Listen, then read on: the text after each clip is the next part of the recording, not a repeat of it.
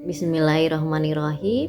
Assalamualaikum warahmatullahi wabarakatuh. Halo teman-teman, selamat datang di ruang yang didedikasikan untuk mengenal diri, memahami hati, dan bertumbuh bersama.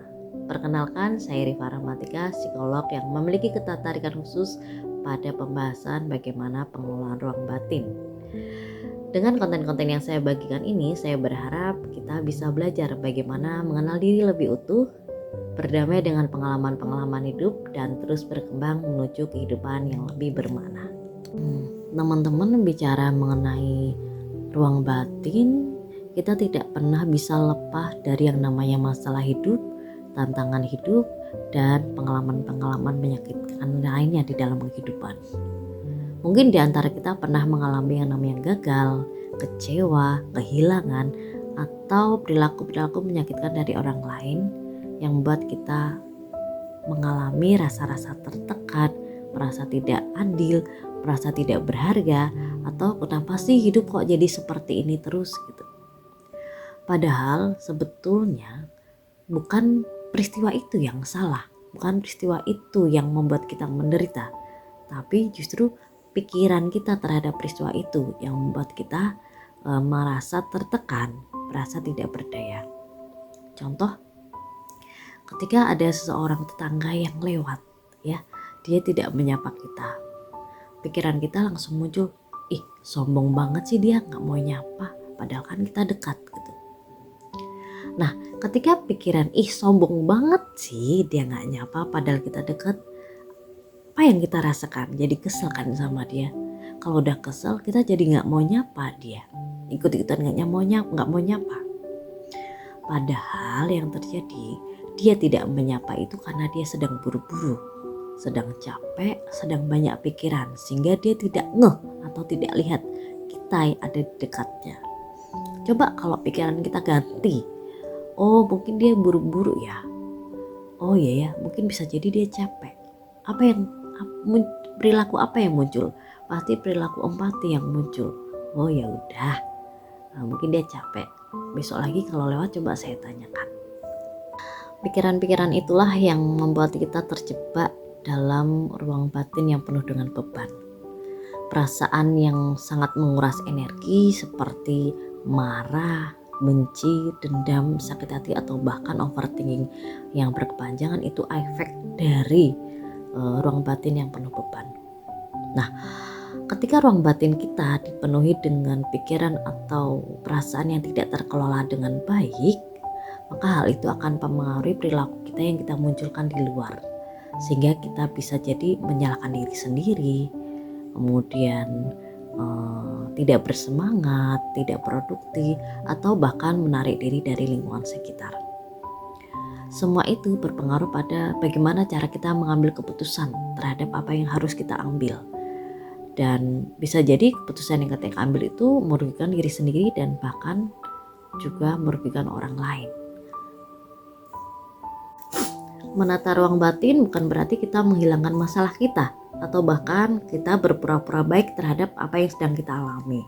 Tetapi menata ruang batin adalah bagaimana kita mengelola pikiran kita, memahami perasaan kita, sehingga kita bisa mampu memilih respon yang lebih sehat untuk pengalaman-pengalaman kehidupan kita. Saat pikiran kita tertata, maka hati kita lebih tenang.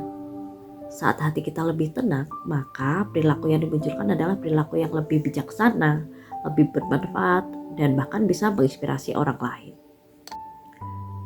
Allah berfirman dalam Quran Surat Ar-Ra'd ayat 11, saya ambil cuplikannya. Sesungguhnya Allah tidak akan merubah suatu kaum hingga kaum itu sendiri merubah dirinya sendiri. Ayat ini mengingatkan kita bahwa perubahan-perubahan yang terjadi dalam hidup kita itu dimulai dari bagaimana kita merubah diri. Nah, salah satu cara upaya mengubah diri adalah bagaimana mengelola batin kita. Ada 7 kaidah bagaimana mengelola ruang batin kita. Kaidah pertama adalah kita diberi kesempatan untuk memilih. Istilah yang sering kita dengar adalah ikhtiar. Ikhtiar artinya memilih kebaikan. Kita tidak mampu memilih peristiwa yang akan kita alami, peristiwa yang terjadi dalam kehidupan kita. tapi kita mampu memilih respon atas peristiwa itu. Kita tidak mampu memilih peristiwa yang kita alami, tapi untuk menderita atau tidak terhadap peristiwa itu adalah pilihan kita. Kaidah yang kedua adalah situasi nggak sama dengan pikiran. Bukan situasinya yang membuat kita sedih, kecewa, marah, tapi pikiran atau makna terhadap kejadian itulah yang membuat kita sedih, marah, dan kecewa. Mengubah sudut pandang kita terhadap situasi memberikan rasa yang berbeda.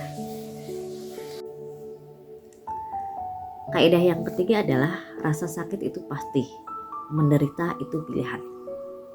Kita tidak bisa menghindari ujian hidup, tapi untuk menderita atau tidak itu adalah pilihan kita. Ibnu Qayyim menjelaskan 3 tahapan seseorang menghadapi masalah.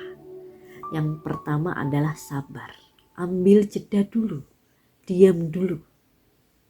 Nggak perlu berandai-andai, nggak perlu merespon apapun, cukup diam. Pada saat sudah diam, sudah ambil jeda, maka pelan-pelan muncul yang namanya ridho.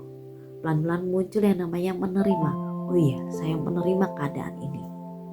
Pelan-pelan menerima itu biasanya pelan-pelan juga muncul hikmahnya. Pada saat sudah ridho, sudah menerima, maka muncul rasa syukur. Mulai bersyukur atas apa yang terjadi. Pada saat muncul rasa syukur, biasanya hikmah mulai tersingkap dengan lebih jelas. Justru seseorang bisa bersyukur atas kejadian apa yang sudah dialami. Dia sudah bisa mengambil hikmahnya. Dia bersyukur atas apa yang sudah dialami sebelumnya, meskipun di awal merasa sakit. Kaidah yang keempat ada ilmu ikhtiar. Kalau kita ingin mengubah hasil yang kita dapatkan, kita perlu mengubah perilaku kita. Kalau kita mau mengubah perilaku kita, maka kita perlu mengubah perasaan-perasaan kita. Kalau kita ingin mengubah perasaan kita, maka ubahlah pikiran-pikiran kita. Mulai dengan menatap pikiran, memilih pikiran-pikiran memberdayaan, maka pelan-pelan kita akan bisa mengubah perasaan, berangsur-angsur mengubah perilaku, dan insya Allah berangsur-angsur akan mengubah hasil yang akan kita dapatkan. Kaidah yang kelima adalah sadar dulu, karena sadar adalah setengah dari kesembuhan. Pada saat kita mengalami kejadian yang tidak menyenangkan untuk diri kita, yang pertama kita sadari, oh iya aku lagi sakit hati, oh iya aku lagi kecewa. Terima dulu rasa itu. Oh iya lagi gak baik-baik saja. Dengan menyadari bahwa kita tidak baik-baik saja, dengan menyadari kita kecewa, dengan menyadari dulu bahwa kita sedang marah, maka itu merupakan setengah dari kesembuhan kita. Kaidah yang keenam adalah hasil itu milik Allah. Walaupun pikiran kita kuat, ingat hasil itu hak prerogatifnya Allah. Yang perlu kita lakukan adalah kita berupaya dan berusaha. Kita fokus atas apa-apa yang bisa kita kendalikan, atas apa-apa yang bisa kita upayakan. Maka kita serahkan semua hasilnya kepada Allah. Kaidah yang ketujuh, yang terakhir, ini kaidah yang sangat penting. Jangan mengandalkan diri sendiri. Jangan pernah sombong dengan diri kita yang memiliki kekuatan untuk mengelola pikiran dan hati kita. Mintalah kepada Allah, Zat sang pemilik diri, Zat sang pembolak-balik hati. Karena tidak ada daya dan upaya selain atas izin Allah. Teman-teman, menata ruang batin itu merupakan perjalanan seumur hidup. Gak apa-apa awal-awal kita masih berantakan. Yang penting pelan-pelan kita menata pikiran dan hati kita hari demi hari. Terima kasih banyak atas perhatiannya. Semoga konten ini bermanfaat untuk teman-teman semua. Sampai jumpa di konten-konten berikutnya. Wassalamualaikum warahmatullahi wabarakatuh.